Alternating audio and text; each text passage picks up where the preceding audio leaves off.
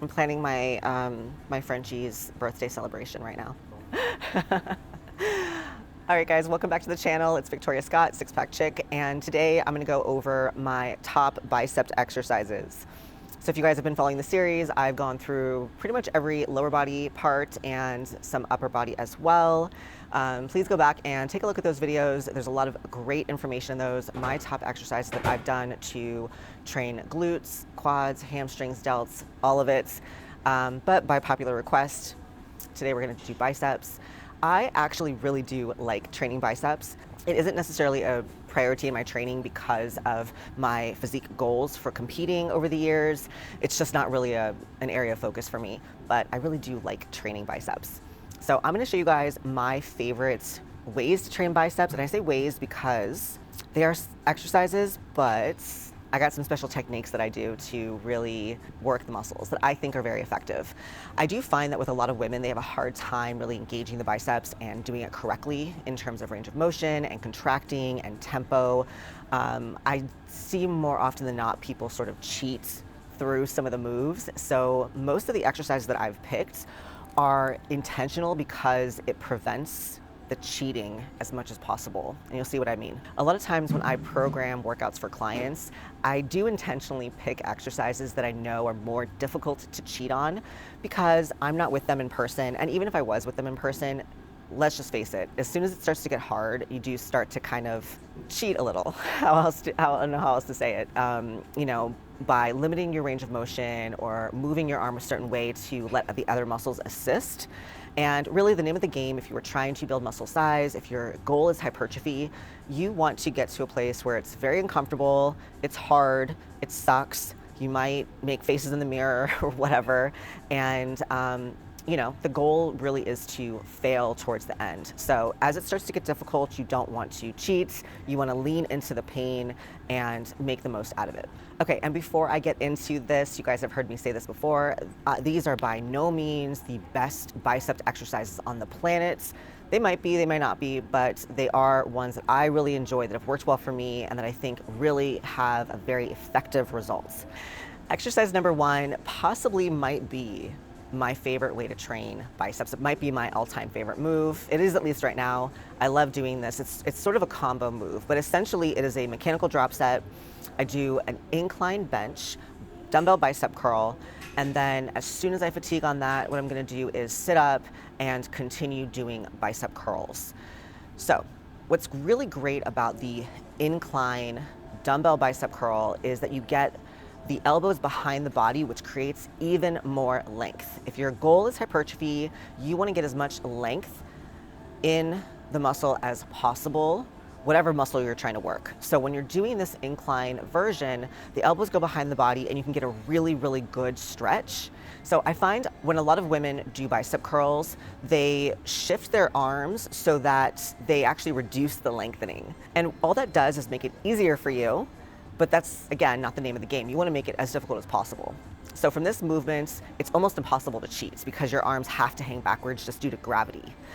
They are very, very difficult, but again, I like to do things that I think are going to be effective, and if it hurts, it hurts. You're going to get as much length as possible, curl up, and you almost do a little bit of a lift to the elbows at the top, and you actually also get a little bit of kind of delt involvement even. So it's just such a great arm exercise. I do as many as I can until I fatigue. Usually it's about 10 to 15 reps. And then what I'm gonna do is sit up, reset my body, let my arms hang down, and then continue doing reps. And if you really want to take it to even a next level after that, you can also then shift to single arm at a time. So one arm alternating. You have a little bit more power and strength when you do single arm. So it's another way to sort of do a drop set without actually dropping the weights. This whole setup is called a mechanical drop set. Basically, the weight is the same, but you're changing how the weight feels using the angle of your body or the angle of your arms, because gravity really does play a big role when you're leaning backwards in that incline. As you sit up, you are removing some of that gravity force. And then when you switch to single arm, now you have just a little bit more strength and a little bit more power, just focusing on one muscle at a time. And I'm using the same weight throughout. This setup is killer. It's probably, like I said, my hands down my favorite way to train biceps. I do 3 sets of those and my arms are spent. So a couple of just quick tips to think about when you're doing these is you don't want the arm moving back and forth. So sometimes I see women, they curl here like that, or the arms here. So you want to basically think about keeping your elbows pinned to your sides. And then just like a little intensity thing is when I start to curl up, I actually try to twist my pinky towards my armpit at the very top. It's a very subtle thing, but you'll really hit that peak really, really good if you just do that little tiny, I mean, it's the slightest little twist, but try it, you'll feel it for sure. So you can do this combination of all 3, or if you just want to do, like I said, I typically just do the first 2 would be the incline and then sitting up and finishing off as many reps as you can do, or you could do just sitting straight up, curling until failure, and then single arm to really take it to that next intensity. A lot of women don't make these huge jumps in how much weight they use, just because it is a small muscle group and it's just not realistic to jump up, 20 pounds or 30 pounds. I think I actually learned about this drop set, this mechanical drop set through Jim Stepani a long time ago and gave it a try, and man, I was sore for days. So I was sold. I love, love, love this combo. And I think that it's such a great way to hit that sort of progressive overload without necessarily using a ton of weight. So if you're somebody who works out from home, this sort of a combination of an intensity technique is a great way to achieve progressive overload and not need to be, curling 30-pound dumbbells. It's just not realistic for a lot of women. So give this a go. Okay, so exercise number 2 is also using an incline bench and dumbbells. These are called spider curls. I'm guessing it's just because you're basically like your limbs are just sprawled outwards. I don't know who comes up with these names, but they've been around forever. You can do these also with like an easy bar. So it's the bar that looks like a zigzag, or I think dumbbells are probably superior just because, again, you are able to work unilaterally and have more of your natural motion rather than having a fixed bar. So when I do these, you're going to use the bench as a guide. So I pin my elbows to either side of the bench. For comfort, if you're a female, I do get my boobs up over the pad. So basically rest my rib cage on the top of the pad and then just pin my arms to the sides. You want to make sure you get full extension at the bottom. This is where I see a lot of people do cheats. They don't let the arms fully straighten. When you fully straighten your arms, you're going to get that nice lengthening, and so you can get the most contraction at the top. So full length and then full contraction. When you are curling upwards, just a little pro tip, as I mentioned before, twisting that pinky up towards your armpit. So I think about lifting with my pinky and you're kind of like rotating as you come up. Depending on your mobility, it's a very slight movement, but you really feel that contraction right at that peak at the top of the biceps curl. So again, with these, you might not be able to load super heavy with dumbbells. You might be able to load a little heavier if you use an easy bar. I've also seen some people push the bench close to a cable system, and you can use a cable attachment and try it with a cable as well. The only downside with using a cable is at the bottom, you lose some of the weight. It's not as heavy at the bottom. So dumbbells, I think, are probably superior because you keep the same weight throughout the whole movement. So the major difference between an incline bench curl and a spider curl is that the elbows are going to be in front of your body when you're doing the spider curl. And I find for myself that at the very top, I have a much greater contraction. Just feel it just a little bit more than some other exercises. You're sort of forced to keep those arms in a fixed position. Again, a lot of times I see women when they do curls, their elbows kind of move all over the place to kind of make it easier. From that position, you kind of can't cheat it. So it's the name of the game. Like I said, you want to make sure that you're able to isolate and feel the peak contraction and get as much length as possible. Another variation of this that I like that you've probably seen is a preacher curl. And I do really like the preacher curl a lot. It's a very similar movement pattern, except with the pad, you're able to leverage and use more weight. So driving the elbows into the pad, you can just leverage the body in other ways to do more weight than maybe you otherwise could. So I do think the spider curl is just a little bit more isolating and forces you to use more weight and do more work. But if you are somebody who likes that kind of just variety, another version, instead of doing a spider curl, I might just do a preacher curl machine. I'll show you guys what ours looks like as well. So I will sort of alternate between those two. Now there is one variation of this exercise that I saw Jay Cutler do in one of his videos a while back. He calls it a look away preacher curl, single arm.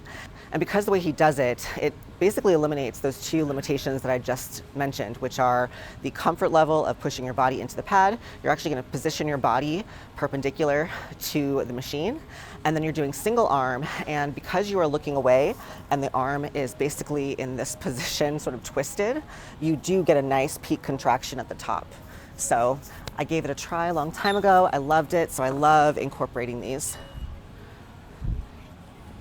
And you literally look away.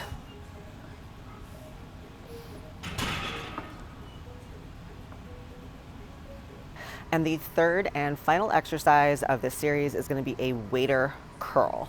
I know that sounds like a really weird title. I don't know why so many of these have, I think bicep exercises have some of the strangest names, frankly.